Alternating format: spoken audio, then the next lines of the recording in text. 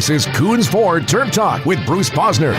60 minutes of Maryland athletics and your phone calls at 410-481-1300. Now, here's Bruce Posner and All right. Terp Talk. All right, the meeting is adjourned in the office right now, and all the higher-ups from 1300 are now out. So the show's ours, and I got Wayne and Mason in the house, my sidekicks, my main men, all right? And we have some news tonight that, let's just say this. It has come to my attention that I have the excerpts of a letter, some excerpts from a letter that was sent to the Board of Regents, total support letter of DJ Durkin. And it comes from some of the biggest boosters in Maryland. And apparently some of the former heads of the Terrapin Club? Right. And these are the hitters. These are the guys. Mm-hmm. And they stand behind Durkin to the utmost degree. How this will affect everything, we don't know. But these are guys who've been to practice. They've traveled with the team. They talk to the players, the families. So they have some background. Right. And you've read the letter. I've scanned it. Mason hasn't seen it yet. Right. Well, I can't release it. I can't send it. It's not going to come from me. But it did come into excerpts of it, came into my possession. And just a few things from it that... what jumps off the page to you? Well, what jumps off the page is probably the final couple sentences where I wrote it down that says, we strongly urge this board to show that leadership and announce your support of DJ Durkin, and we urge you to, as strongly as possible, as we possibly can, to retain him as the University of Maryland head football coach. Now, this is not the judge and jury. These guys are the reason part of the reason that Maryland football exists. Is that the best way to put it? Yeah, these are the heavy hitters, the red coat type This guys. isn't you and me. No, these aren't this isn't a few $1,000s. This is a lot of dollars in support. This is, these guys represent millions and millions of dollars. And they've been very close to the program, and I think from this quick scan, they have a feeling of what really went on the field in general, and they think that DJ Durkin's the guy. Yeah, and they question the toxic environment, and they question not the tragedy. The tragedy stands as the focal point issue. But there's one line in my quick scan of it, and then I'll go to Mason here. And I think this might sum it up very well. To paraphrase, we have witnessed a coach and coaching staff that's deeply committed to obtaining excellence from every player on the field, in the classroom, and in life. And I think that's a good way to put it. Yeah, the letter is a ultimately strong support of DJ Durkin, and what's going to become, how much effect this has on the Board of Regents, I don't know. How much effect it'll have on everything, I'm not sure. But these guys stood up and took a stance. Right. All right. But it's up to them to release it. We can't tell you who it was. We can't post the letter, but they'll get to it. Well, if they a couple guys told me I could say their name, but at this point it doesn't matter. But I'm sure it's going to come out. Okay. Go ahead, Mason. When I look at something like this, all I see is Maryland really wasn't that much of a winning program with DJ. So the fact that these people are still backing them has to give me something that they know that the toxic environment wasn't there, because it's not that much to lose him at this point. Even record-wise. It's not like an Urban Meyer where they were winning championships. They're standing behind it. We got to remember now, this is DJ's only his third year. And last year is not an excuse, but certainly they were hit with a rash of quarterback injuries that's untold. So, and this kind of brings us back to the press conference yesterday. That was a bit of a surreal experience for me. It was unbelievable. 15 questions, and I think Dave Ginsburg asked who's the starting quarterback going to be, and that was the only other football question besides mine. Well, I asked him about his football experience. Right. And he didn't He was looking for the where was the gotcha in that question, and then you asked him another football question. He was back in the happy mode. I asked him to explain the offense, what's it going to look like, and are you happy with the quarterbacks, or and I reminded him that he's supposed to be an offensive guru. Yeah, that phrase stood out. Well, that got him to laugh at least. Right. No, that's not what got him to laugh. What got him to laugh? Sean tried to give you the microphone, then I had to handle it for you. Yeah. Oh, okay. Yeah, Mason was sort of interviewing Bruce, who was sitting in the number one seat at the press conference. Yeah, and so, Matt Canada is in a position that's almost hard to believe that somebody could be thrown into. And in some regards, his reputation's on the line. Hard to believe he got thrown into. It's hard to believe that somebody would want this position because the questions that were asked about the situation that happened on the field, and did you get interviewed, and did you talk to the lawyers, and did you, it was Trumpian. The questions were coming at him, and he had nothing to do with this. He's up there asking, he's only been in this program for a few months. I think he showed up at the end of February. Right, it's almost like he is somebody. It's not the case because he wasn't brought in to be an interim head coach, but he is right now. Yeah, and he's the punching bag for everything that he had nothing to do with. Yeah, I felt bad for him. I really did, and here's the other thing. Here's the other thing we can't forget. This guy's reputation's on the line now because he's got his shot. Even it might be for a few weeks or it could be for a year. We really don't know, but his win-losses, the way he runs things, is going to affect the possibility of him getting another job. He has a pedigree that at this point is probably beyond reproach. Mason, 3 quarterbacks in the NFL, the last 3 stops. Who are they? Well, we have Jacoby Brissett as stop as NC State, Nathan Peterman from Pitt, and who's the third one? Etling from LSU, I believe, is in the league as well. Yeah, he's now with the Patriots. And the fact that Danley Etling even made it from the league because he wasn't too good at LSU really speaks to what Matt Canada is supposed to be able to do with the quarterback. Yeah, well, there's no doubt. It reminds me of, what was his name, Castle? Yeah, Matt. That hardly ever played it down at USC. Oh, right. Matt Castle, yeah. Matt Castle, and he comes into the NFL. Originally, he took over the Patriots when Brady was hurt. Yeah, the Patriots when Brady was hurt. Then he got a big contract with the Chiefs? Right, the Chiefs. And then he faded into oblivion. Well, no. He then took over the Titans as a starter for a few weeks, and you're talking about a guy who ended up with 3 starting jobs and barely played in college. Yeah. Okay, but back to Matt. You called him a guru because his offense works. Now, he doesn't coach on the field. He's a guy who was coaching in the box. He's still the offensive coordinator for Maryland. So you've talked to many coaches. You got to see him up close. You were right in front of him. What's your sense of Matt Canada? It's hard for me to say, but I loved his demeanor. I loved the way he took on the questions. He was like thrown up under fire with some vulturous questions that he just didn't know the answer to, or he didn't even know what. He was coached pretty well, but it might sound crazy. I got a good feeling about Saturday. So do I. I just so have do a good lot feeling. of people. I believe that the players want to win, and they want to win for Jordan. All right, and they realize at the end of the day, and I think once they're able just to play football, all right, just to get out there and play football, you might see something that's going to surprise you. And I asked Canada if it made him happy. I use that word too.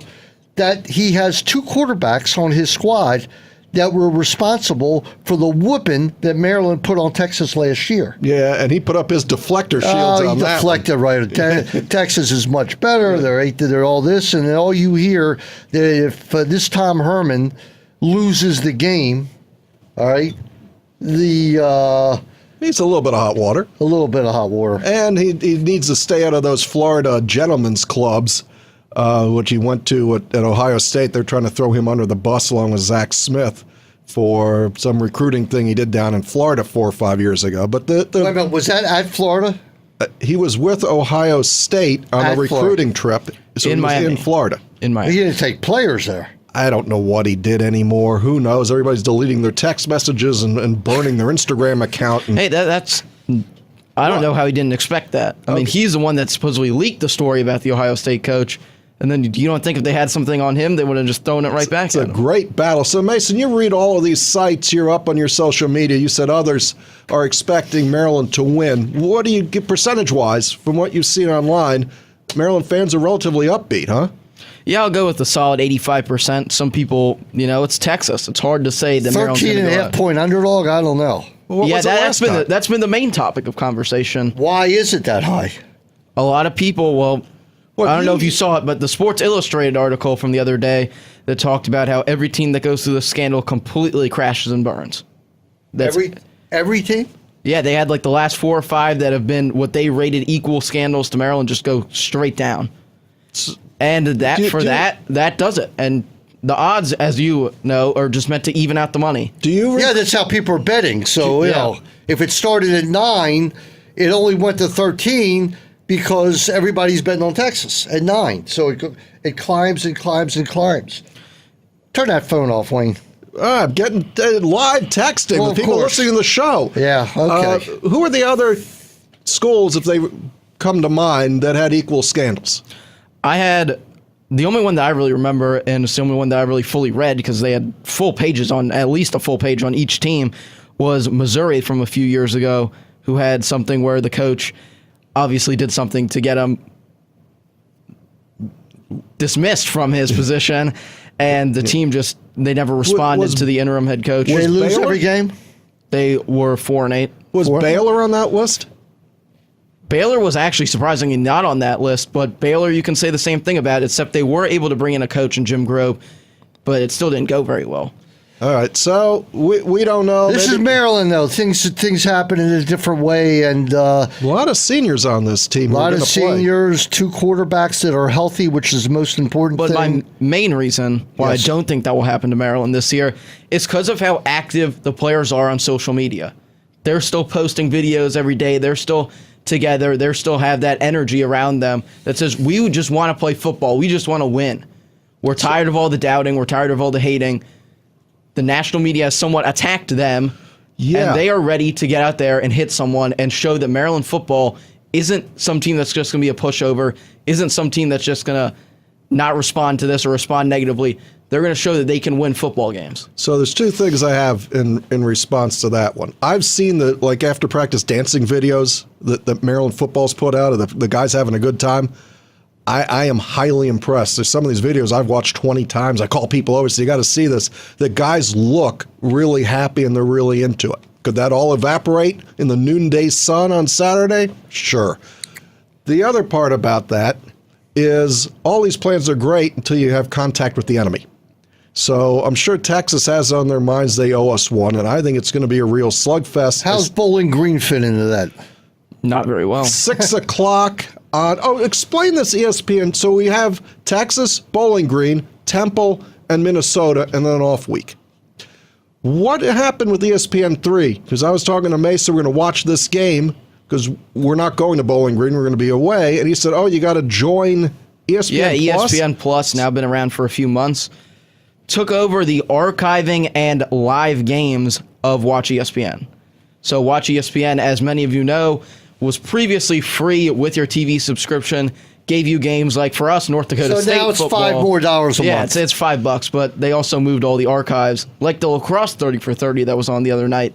You can only see it now on ESPN Plus. And probably all the lacrosse games will be on ESPN Plus. Most definitely. Yeah, because they're always on ESPN 3. So you're going to have an ESPN Plus. You're going to have your Google TV. What else do you have? Other magic tricks? Well, I've got BTN. BTN for Maryland. Yeah. I've got all the games. Todd convinced me to get that. I did. That's enough. Yeah, you go to a game with Bruce, it's like sitting in a TV studio. He's got multiple devices with different games on, and while he's at a game. It's Is the YouTube TV, by the way. BTN one, it's $100, isn't it? $79 for just Maryland, $129 for the whole conference. That's one of the highest priced ones that there is, but they do give you a lot of content that otherwise you would have to go to College Park to see. And while we're rolling through this segment, you are listening to Coons 4 TerpTalk this Wednesday night and every Wednesday here on CBS Sports Radio 1300. We're not going to break yet. No, we're not. We're just doing a reset. But I know we have Dennis coming up later. Dennis coming up later. We'll have some more football talk, more Maryland, Texas, more field hockey off to a great start. Soccer team lost to Washington, got UCLA on Friday. Stanford. Stanford Number Friday. one team. Are you going to that? I think they're rated 10. They won the national championship last year. I'd like to go. We got some business stuff going on. I'm getting ready for the Texas game. So maybe I'll slip out there for half of it. Monday, Labor Day. Audi Field. Where is Audi Field? It's right near the National Stadium. Brand new soccer venue. It's UVA in Maryland. This is a UVA home game. They're playing Maryland. And then next Friday, UCLA comes to Ludwig. Yeah. Sasho avoids no one. Right. He avoids no one. But back to this letter. The list of people here is just incredible. And do you think it has a shot? What's your sense at the moment? my sense at the moment is that it's going to be looked at as it should be by the Board of Regents, which I told you I have total faith in. All right, total You have confidence more in. faith than I do, but I'll Right. take your word for I it. have tremendous faith in because I know many of the regents, and I think what the final result's going to be, I think it'll be a fairly adjudicated situation by the Board of Regents. And am I going to say he's going to get Durkin's going to be released? Mm-hmm. No, I'm not going to say anything. I'm not going to say he's going to be kept or not. I know you're going to stay neutral, Right. for now. But listen, can you come back to this as a recruiter, as a football coach? funny, Scott Garceau asked me about that before I came on. And I'll take the old Terp and the young Terp's view on this, and I know we're up against the clock here. All right. Let's say Mason was a good football player. All right. Okay. Let's say he was a guy who was being recruited. Yep. All right. But, Ohio State didn't want him. And Michigan State, he was too slow. And Iowa, he didn't want to move out there. And He liked Iowa. He didn't have much of a chance in Nebraska because he doesn't weigh 350. Yeah. And he's not a lineman. I'm getting there. All right. And he wants to play right away. In the Big Ten. Right. Do you think that kid's going to say, well, you know what? I got a chance to play at Maryland right away, but I'm not going to. But that doesn't exist anymore. Yeah, that is a situation I actually discussed with whoever we were sitting at the table before the press conference. Maryland now, if you look at this depth chart, if you comment, that's why they were so successful with the recruiting before, because you could play right now. But now they've gone out, and the guys that aren't on the 2 deep are 4 and 5 no, here's stars. the thing. We don't know to what extent it's affected or going to affect parents from not allowing their kids to go to Maryland. My point is, all right, that if that situation exists, as the recruits say, no, I'm not going to Maryland, there's that next guy to step up to say, I'm going to Maryland. All right, Mason, you have any insight on this? I think that for DJ, this is going to be a really interesting situation, especially if Maryland's good and he is reinstated by the end of the season. Because let's say, I'll put you in DJ Durkin's shoes. We have a university that kind of turned their back on him. They didn't feel, or he probably doesn't feel that they did their due process before putting him on leave. So let's say Maryland has a good year and give me an equal or a little bit above football team for Maryland. Above Maryland, Just by a little bit. Michigan State. Well, that's more than a little. Yeah. That's more than a little. Okay, But well- let's say, give me a Syracuse 7-6 team. No, not No. Syracuse. Okay, Team Let's go- Widget. Let's go North Carolina. All right. Oh, boo, but go ahead. Go ahead. And North Carolina calls him on the phone and says, hey, DJ, we want you as our coach now, and we'll pay you just a little bit more, and, you see what they did to you, we won't do that to you. If I'm DJ Durkin, I'm leaving. Yeah, but here's the thing. He's not getting that call for a long time. He's not getting that call for a while. And I think that No. I can't tell you the way this landscape works now that he won't get that call. They're out of coaches in college football. Willie Taggart's the head coach at Florida State. All right, maybe he gets the call, okay? But here's my point. He needs the best thing that would happen for him is if he stayed, straightened out the program, whatever problems there were, he straightens out, and he goes on to be a 7-5 coach at Maryland, which in Maryland it's like 8-4 gets you the statue. 8-4 gets you the 7-5 statue. gets you the big doll at the basketball toss. Keeps you around. Yeah. All right, for All sure. right. All right, we're out of time, but I've got a new sponsor. So what do you think of the Oregon Grill? The Oregon Grill. You want a romantic getaway With in you, the of heart course. of Maryland's horse country, the Oregon Grill proudly serves American cuisine in a luxuriously renovated 19th century stone farmhouse. The Oregon Grill was the 2017 winner of the Diner's Choice Award. Tremendous outdoor setting for lunch or dinner. I had lunch there today. Fried chicken sandwich, no bread. It was fantastic. My favorite is the seafood Cobb salad. Check out the amazing menus at theoregongrill.com. 8 days a week, 7 days a week. 8 days a week is a Beatles song. 7 days a week, they have $8 lunch specials. Now, everybody thinks Oregon Grill is this astronomically costing restaurant. Folks, it is far from the truth. It presents everything like it is. It is first class all the way, but they have light fare. They have reasonable pricing. It's not. And it is the place to go to, the Oregon Grill. We thank Ted Bauer and Billy Shriver, 1201 Schwann Road. Call 410-771-0505 for reservations. Right. We'll be back in a moment here on CBS Sports Radio 1300.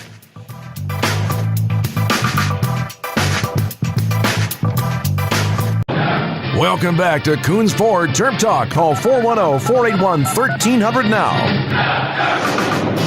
Once again, here's Bruce Posner. Another new sponsor also involved in Ted Bauer's chain, and that, of course, is the Valley Inn. Needs no introduction around here. It's the hottest restaurant around.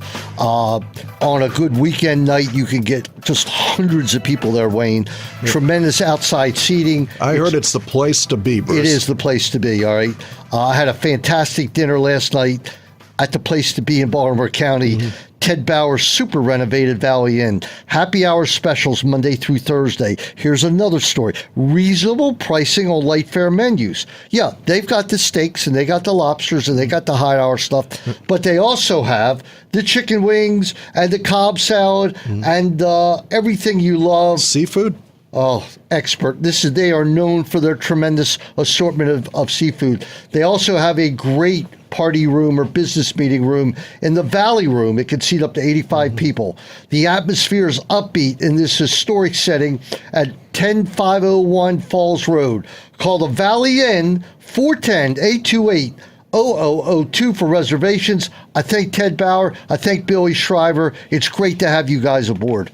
All right, have another great guy aboard right now is my good buddy from Coons Ford, Dennis Kolatzis. Dennis, we're getting down showtime on the Ravens. Enough of the fake football, Bruce. Let's get on to the real stuff. Can't wait for opening day kickoff. All right. Yeah, no doubt about it. A week from Sunday against Buffalo, Maryland. The Ravens are 6.5-point favorite. Who's going to start at QB for Buffalo? Oh, who knows? I mean, they're I have no idea. It's Josh Allen. Looks to be the rookie number one draft pick, but I don't think it matters much. I think M&T Bank Stadium is going to be very loud, and the Ravens defense is going to be up for the task. I can't see the Bills being able to move the ball at all on the Ravens. I expect I would take the over on that one for the Ravens. I think they're going to maybe pitch a shutout on opening day. Hey, listen, I got to ask you a question. All right, 2 weeks ago, we both agreed you got to keep RG3. And then last week, Lamar Jackson has a game where I was just freaking out. All right, the guy was unbelievable for a rookie. Now, has the opinion changed again?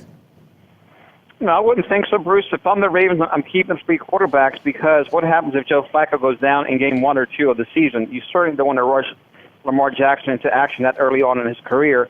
I don't think he's ready. He flashed the other night against Miami, but I think RG3 gives him great insurance behind Joe Flacco. And also, halfway through the season, let's say a team loses their starting quarterback, I think that RG3 has played so well that his trade value may be a 3rd or 4th round draft pick. And look, after 8 games into the season, you got to feel good about Lamar Jackson. After 8 games into the season, rookies are no longer rookies. The game has slowed down somewhat for them. I think at that point you can be comfortable in moving on from RG3, but if I'm the Ravens, I'm definitely carrying 3 quarterbacks this year. RG3 heading back to play the Redskins to sort of prove his value here. The irony is amazing. It's just a shame the game is absurd. I mean, nobody's playing. It's going to be before probably a half-empty house or more. You're right. It would be great if it was a real thing. Dennis, what do they call the next player's contract is in a couple of years, and Jerry Jones is talking 18 games, no exhibitions. I thought he said 2 exhibitions. What do you say there, Dennis? Yeah, you know what? I'm not a fan of players playing all these games. I think it's ridiculous. When I started watching the league, they were playing 14 games, which I thought were plenty. Now you're talking 20 games if they reach the Super Bowl. It's a game of attrition already. I would just assume them eliminate the 2 preseason games, and if they need to make up revenue, just spread the difference over the other games, the other 16 games. I don't care. I don't think anybody cares about preseason anymore. Look, just raise the prices and the ticket prices and keep it at 16, because I think for the greater good of the game and the players' health, they're already playing way too many games, in my opinion. I'd like to see it scaled back to 14 games, to be frank with you. That'll never happen because the money's too large for them, but I have no appetite to watch 18 regular season games. The regular season is already long enough for me as a fan, and I do worry about the players playing those extra games, the extra wear and tear of the bodies, the shortening of the careers of these superstars that we pay big money to go out and see. 8.5 over under on the Ravens. It moved up a half. Do you like 9 wins? 9 wins is, you know what, I like 10 wins as long as the team stays healthy. I think 10 wins should be able to get them in the playoffs, and I like their chances. I think they're very under the radar. This team is still very healthy, and I think it's something they haven't had in recent years. They've got a lot of people that haven't played, that will play, that will make a difference, and even Jimmy Smith coming back after 4-game suspension. Hopefully he can last the rest of the season and into the postseason if they get that far. I got Wayne and Mason in the house today. What are the Redskins over under? 7.5? I'll go with that. What do you think, Mason? I'll go 7.5, 8. Right. What do you think, Dennis? Does Alex Smith take him to... Alex Smith, you don't like Alex Smith? no.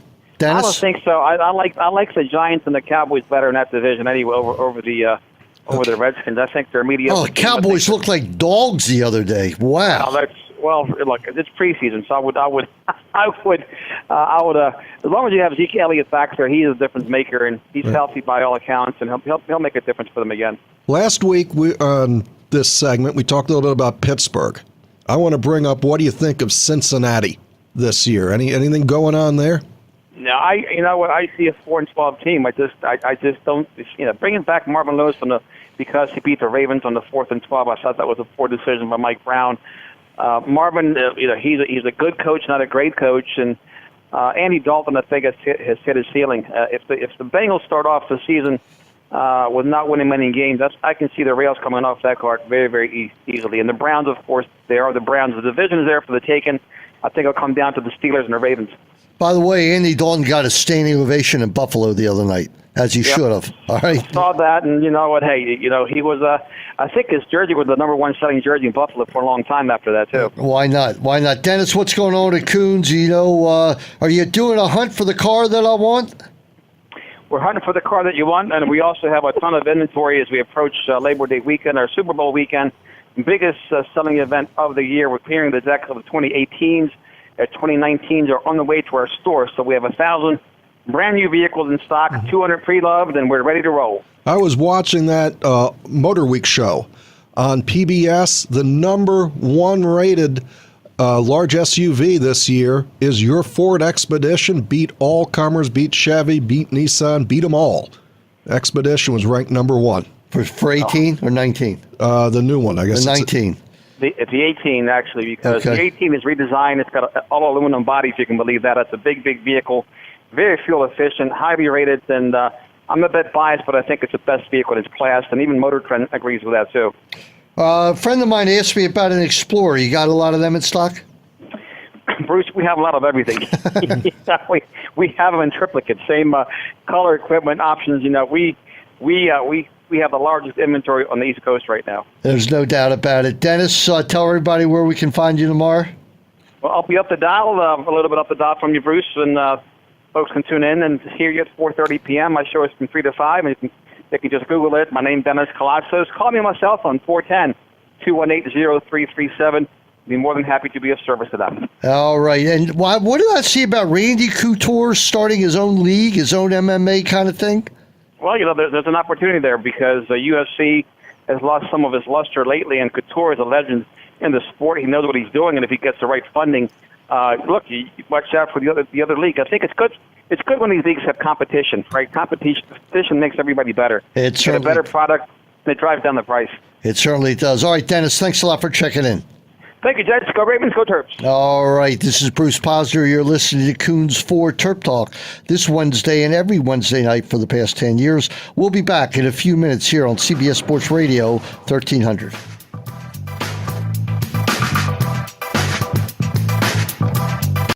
This is Coons 4 Terp Talk. Call 410-481-1300 now. Once again, here's Bruce Posner. Mason corrected me, 13 years on Terp Talk, and 6 of them, Wayne's been around. Is that correct? Something like that. We're coming up on the end of the 6th year. Beginning of the 7th year will be Saturday, which is opening day. So as we're marking milestones. Are you excited about Saturday? I am. Yes, Oh, I yeah. am now excited. Oh, yeah. I miss talking to the players yesterday. We were all at the press conference, and usually they bring players out, and they didn't do that because of the legal situation.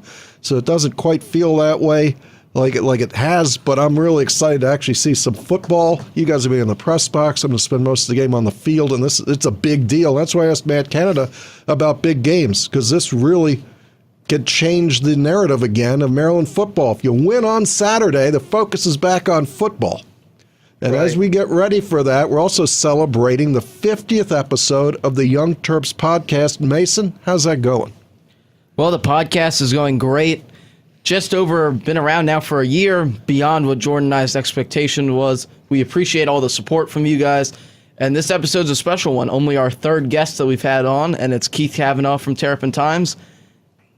It was a fun interview. Right, and we might play a little bit of that on the air here coming up, because having Keith on's always, it's always a big They deal. got us under the gun on Saturday because the game starts at noon.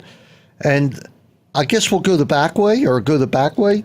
Well, There you've is no got back. your parking. There is a back way. That is one of the worst 97. stadiums to get into. Don't you take 97 down to 50? You can. So you pick. Look, it's a place that's built for about 70,000 fans. Well, they're not going to have 7. Right. They try and jam 80, and that's why it's so horrible to get around there. Right. And they're going to have 55,000. Look, you got your parking. You've got your game pass. You got your press box pass. You guys are set. You're just going to park and walk in. Never forget, I went to a game when the Ravens played the Redskins. It was on a Sunday night. All right? At FedEx? FedEx. No lie. And at the end of the 3rd quarter, the Ravens were winning 14-7. If you remember the game, Ed Reed had a big game. Block, punt, everything. And all of a sudden, I see thousands of people leaving. I said, hey, guys, you're only losing by 7. Yeah. Why are you leaving? He says, if we don't leave now, we won't get home till 3 in the morning. Well, I didn't leave then. You know what time I got home? 3 in the morning. 3 in the morning. 3 in the morning. I couldn't believe it. I was playing touch football in the parking lot afterwards because there was nowhere to go.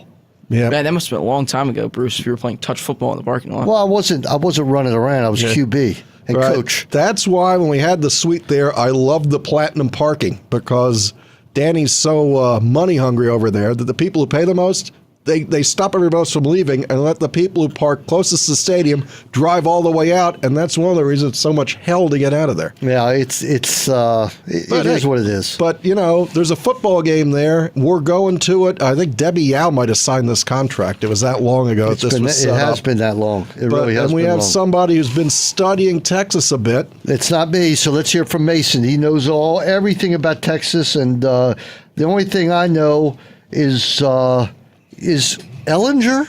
Ellinger. Is he the quarterback? Yes, Sam He Ellinger came in last year, right? at the end of the game. Right. Okay, go ahead. So Sam Ellinger comes into Texas last year as a freshman, number 1 rated quarterback in Texas.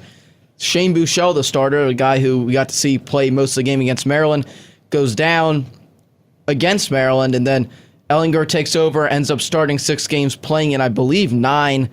And Tom Herman said, most competitive guy on the field, can run the ball. Buechele really can't run, adds a whole new element to Herman's offense. So he got the job. At tailback, Texas has a transfer from Cal. Yeah, Trey Watson. Yeah. Not the Maryland Trey Watson. Not the Maryland Trey Watson, who's a transfer from Illinois. The Trey Watson at tailback takes over out of a group of 5 or 6 guys. Usually Texas is known for having tailbacks. Is Trey Watson, you think, the lead guy there? I think, from what I read when I wrote that piece on TerpTalk.com, a look at Texas, he is expected to be the guy for at least those first few games because they got a lot of freshman talent there. He's a graduate transfer senior. He's going to give them that experience they need to lead the young guys through the storm early in the season. Who's going to start a quarterback? Kasim? What's your guess? From what I've heard, especially from Keith today on the podcast, Kasim is definitely going to be the starter. The Orr is just a throw in there. Do you think they'll have a package for Piggy? Because Piggy, I don't think you're going to run Kasim at all. Kasim I don't is really a think classic. they're running Piggy. Two guys off of ACL surgeries week 1. I'm not really seeing them running either. Maybe late season they'll go to Piggy for just a mix. Remember Piggy's freshman year, those mix packages really threw a lot of teams off. But Piggy was fast and Piggy ran. Sean Hill was the other guy, and they lost that. Perry What did I Hills. say? Perry Hill, yeah. You said Sean Hill. Oh, that's from 2001. That's the I'm Orange sorry. Bowl. That's Yeah. the Orange Bowl. All right, look, Ty Johnson and Lolo Harrison. They split time, or is it mainly Ty Johnson? So 6 deep running backs. Right. You got Ty Johnson, Lolo Harrison, Tayon Fleet Davis, Javon Leake, Jake Funk, a missing one, Anthony McFarland. Right. All 6 of those guys are going to get plays. Really? Yep, and I think they're going to play Funk and Tayon. That's not Tavon Fleet Davis, it's Tayon. And Tayon Fleet Davis, for being a pretty big guy, has some moves. We saw Leak last year return a kick for a touchdown. That guy can move it. They got, and I've said the whole time that you really got to think of putting some of these guys at different positions because you got 6 of the best athletes on this team really vying for 1.5 spots. That's where Matt Canada's offense is really going to help the Terps. Right. You got motion running backs, jet sweep running backs. A lot of these guys who you say, if I could get that guy in space, we can score points. He's going to find a way to do it. And this was kind of blinded out from yesterday's press conference, but my favorite thing that he said is, again, we're going to look at the defense. We're going to find their weaknesses. We're going to use our strengths and to hit their weaknesses hard. And against Texas, that's Maryland right up the middle.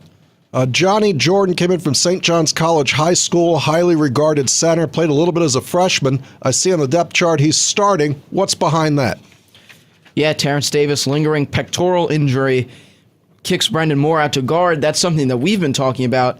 It's up to kick Brendan Moore out the other way to put Sean Christie on the bench. Terrence Davis is going to be back week 2. And Brendan Moore is up for the Center of the Year award. Hey, those things got to happen. You know, Right. It's an offensive line. If you can play more than one position, likely enough you're going to have that chance. I really like Johnny Jordan at center week 1. Kasim hasn't played under center much since high school. Johnny Jordan, they got that center quarterback connection. It's going to work. Here's a shout out to Bucky. We did talk to Keith about whether or not quarterbacks are going to play under center, especially in that short yardage package, and I think Matt's going to do that. Here's the thing for me. I honestly believe that after what's happened last year, I don't want to see these guys run anymore. All right? You mean the quarterbacks? Quarterback. I don't want to see them, we can't afford to lose quarterbacks again. The season was ruined last year after the second game. No offense to Bordenschlager. No offense to Bordenschlager, but this season was shot.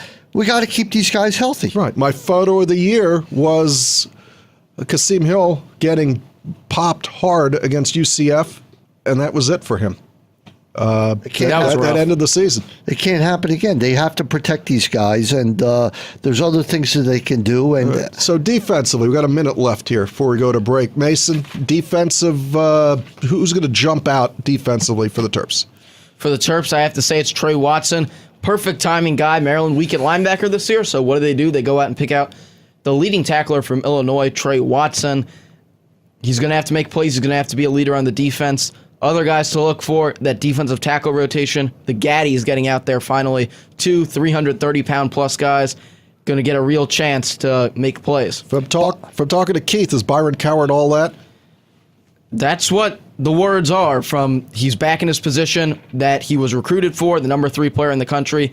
This, I don't think a lot of people realize, is his first opportunity since high school to play his position. Auburn wanted to kick him inside. Maryland's got him back outside. It's going to give him a lot of chances to make plays. You know what's the most impressive thing about Byron Coward? He plays the tuba. I did not know that. Yes, he plays the tuba. I just read that on the site.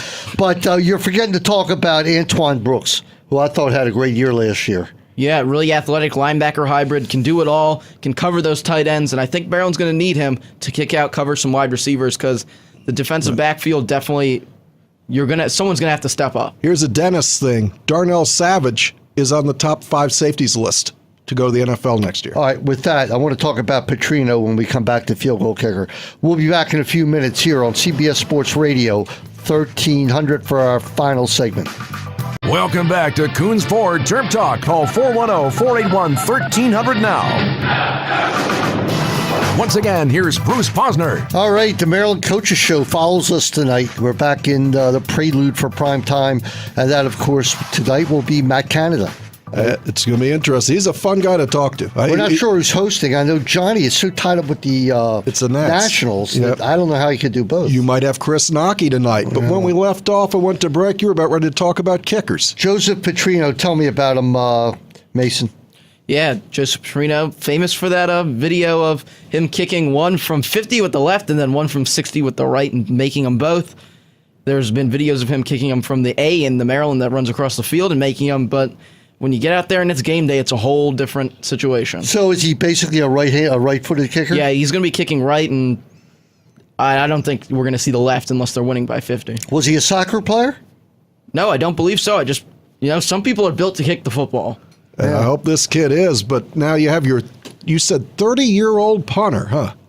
Yeah, Wade Lee's now 30 years old, up for the Ray Guy this year.